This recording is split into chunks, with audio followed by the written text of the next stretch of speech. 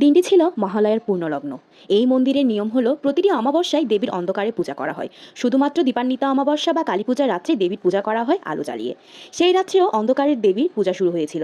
পূজা চলাকালে পুরোহিত লক্ষ্য করেছিলেন যে মহাদেব শায়িত রয়েছেন, কিন্তু তার উপর দেবী কালী নেই। পুরোহিত এমন ভেবেছিল দেবীর রং কালো, তাই হয়তো অন্ধকারে দেবীকে দেখা যাচ্ছে না। এরপর পুরোহিত ঘিয়ের প্রদীপ দেবীর সামনে নিয়ে গিয়েছিল, কিন্তু তাতে তিনি যা দেখতে পেলেন এতেই হতভম্ব।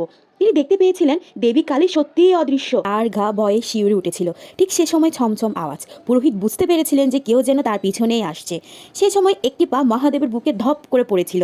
সেই অন্ধকারের মধ্যেই দেবী মুখ খুলে জিহবা বেরিয়ে এসেছিল।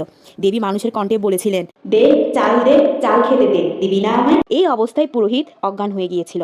আর এই অজ্ঞান অবস্থায় তিনি দেবীর স্বপ্নাদেশ পেয়েছিলেন। তিনি বলেছিলেন তিনি শুধু ধনীর মা নয়, তিনি গরিবেরও মা।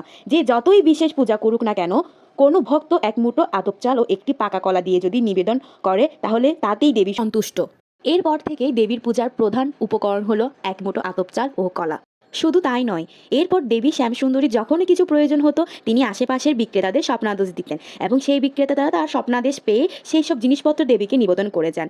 এরপর থেকে কঠিন ব্যাধি থেকে জটিল সমস্যা, ভক্তদের দাবি সব কিছুই দেবী কৃপা করে অবলীলায় মিটিয়ে দেন।